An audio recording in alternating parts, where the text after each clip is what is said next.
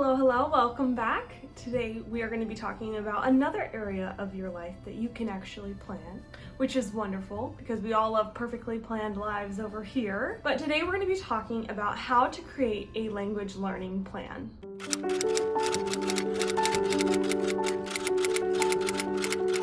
There's a variety of reasons why you would want to learn a language, and sometimes it can be hard to know how to get started. So today I'm going to walk through some steps of how to get started in creating your own language learning plan and some elements to incorporate into your plan to help you be successful in learning whatever language you decide to learn. The first step in creating a language learning plan is asking yourself some basic beginning questions. To start off, ask yourself, what language do you want to learn and why? There's a lot of reasons why you might want to learn a specific language or just a language in general, and being able to understand those reasons helps you then to create a plan that will help you be successful in learning that language. The next question you should ask yourself is, what is your goal in learning this language? It has to relate to that first question, but maybe a question to follow up with that is, in what settings are you trying to use this language? If you are trying to learn a language to better integrate yourself into a culture that you really enjoy, or because you need to use it in a workplace setting, understanding the setting that you're trying to use the language that you're learning in helps you tailor all the different activities that you're going to be doing to learn the language in a specific environment.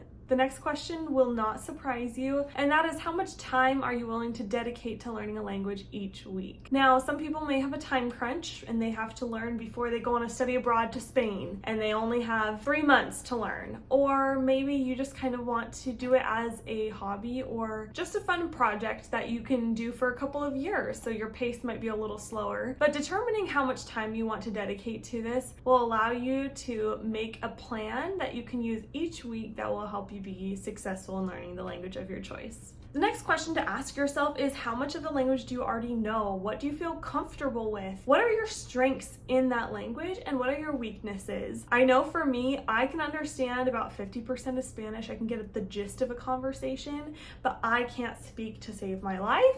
So in learning Spanish, for me, I have to practice my weakest points first, which is speaking it and creating the sentence structures in my head and getting used to that. So when you identify those strengths and weaknesses, it can help you know how to organize your efforts so that way you can improve and have the best growth in the language as possible. So the next section is understanding the parts of language acquisition. I lived in England for about 1.5 years, and while I was there, I had the opportunity to teach English to people from all over the world. And it was very interesting because I learned so much about learning a language. Even though it was my native language that I was teaching, I was able to learn different categories and different elements to language learning that I had never understood before, because when I took high school Spanish, I was like, this class is stupid, nothing makes sense, and I'm getting a B. So I was not pleased with high school Spanish. But then when I learned all of this stuff when I lived in England, it helped me to realize that I had gone about learning Spanish the wrong way, and that the way that they sometimes teach Spanish in school isn't really helpful in helping you actually learn the language. Now that I have this understanding of how language is acquired, it makes it a lot easier. So I'm going to share those with you right now. I would say there are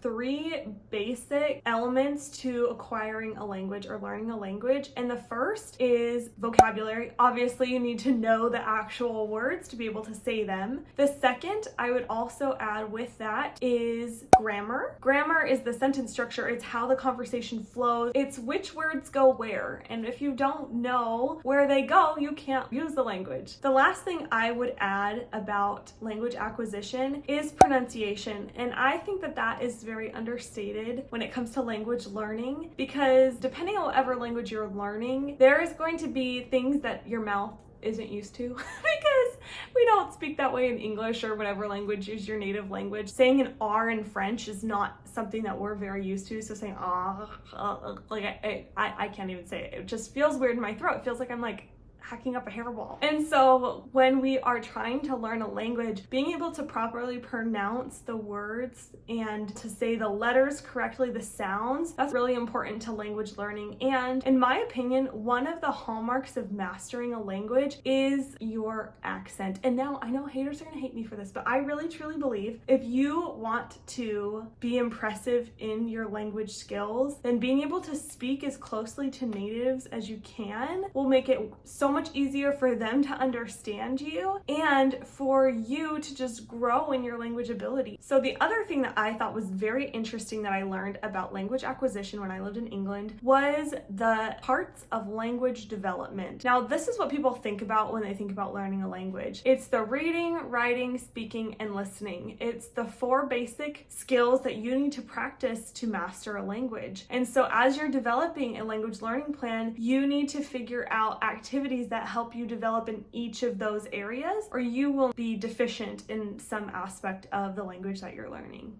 To create your language learning plan, I would take it week by week and day by day, because the smaller you break it down, the easier it is to have actionable items that you can take to be able to learn your language. If you were going to look at your week, what days would you want to learn? Would you want to do it every single day? Would you want to do it every other day? Would you want to kind of just focus on it once a week? Look at your life and say, what time can I devote to this? And then from there, you can break it down into smaller things and go every single day. So for example, let's say you work full-time, you work 9 to 5, and you want to spend a little bit of time every day. So maybe in the morning before you go to work, you spend 15 minutes doing something with language. Great, you have like 15 minutes in the morning. And then when you get home, you take about 30 more minutes to study something else, and that's all you do. Great, that's just fine. Let's say you're trying to do a study abroad somewhere and you're a full-time student, you might be able to devote, 10 to 15 hours a week to studying the language. Maybe that's a block in between classes of an hour that you can take to study the language, or maybe that's a couple hours in the evening after classes are over. So depending on what your situation is and what your goal is in learning a language, I would just make a block scheduling of your week and block in the times of day within your week that you are able to learn the language and devote time to language learning. So the next step in developing your plan, after you've got the scaffold of what your week's going to look like, you've blocked out your time, then you have to look at what you're actually going to be doing in the time that you're doing. I like to think of it as like daily activities and weekly activities. And with the daily activities, think of those more as practice opportunities versus the weekly activities, which is more about like actual learning a new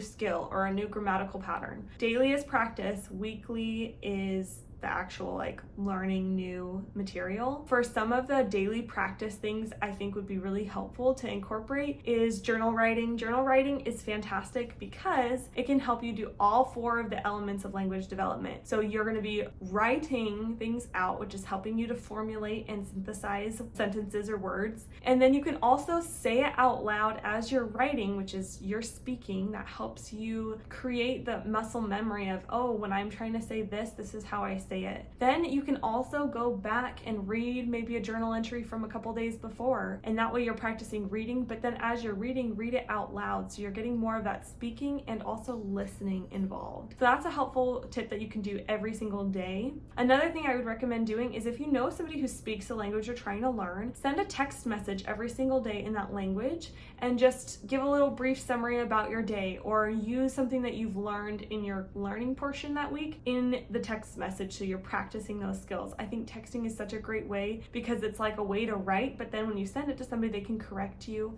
and help you be better at it. You probably could find something similar online. Definitely a great way to continue to learn on a daily basis. The next thing I would recommend doing on a daily basis is review the vocab that you've learned. If you do a Quizlet, or if you've ever heard of Anki, that could be a great option. It's just flashcards. You could just do regular flashcards too, but just something that you can remember the words that you're learning and get them into your long-term memory, so that way you can use them when you need to synthesize a sentence. The next thing I would also recommend doing kind of along with that is practicing whatever grammatical principle that you've been learning. So let's say you've been learning the difference between 2 different verb tenses, because that's in a lot of languages, then you could practice using that verb tense throughout the week and just do that every single day.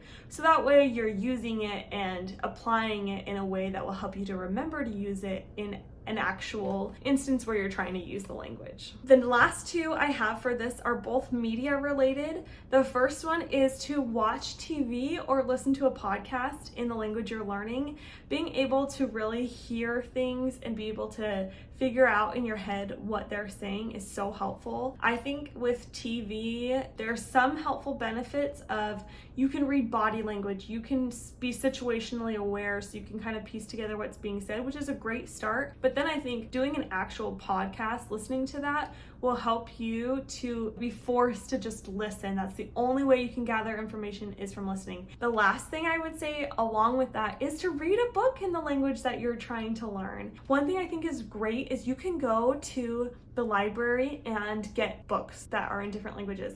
I think that children's books is a great place to start because they're really, basic, and so you should be able to read them. So just like you when you were in kindergarten and you're starting to learn how to read, it's the same concept. I personally, one of my goals for learning Spanish is I want to read Harry Potter in Spanish because I've read Harry Potter so many times. I know what's happening in the story, but it's something to where I can relate enough to what's happening to gather things and be like, oh, this word, what does it mean? I don't know. It probably has something to do with being a wizard or potions class or something.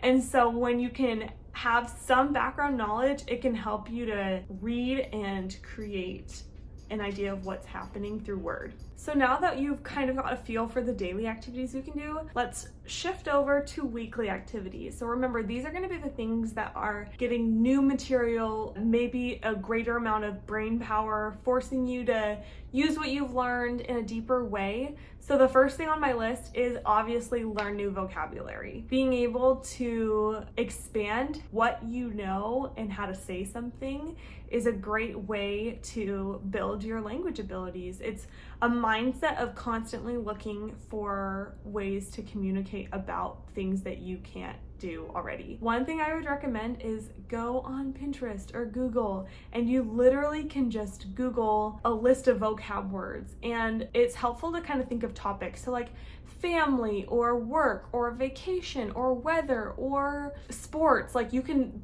think about categories and then learn the vocabulary associated with that category. And I'm pretty sure you can find category subjects online. I found a really good one on Pinterest, and it's 500 words in 30 days. And so every day there's a new topic and then all the vocab that goes along with it. So that's a great way to increase the amount of things you can describe and be able to say. The next thing is being able to add additional grammatical principles. So if you're trying to learn a language, it's important to say things in the right order because, wow, don't we know in English that we say things really funny and we have a different order. So how we say something in English is very different than how you say it in other languages. So being able to understand the orders of the words and do you remember in elementary school where it's this is the subject and this is the predicate and this is the prefix and this is the noun and this is the adjective.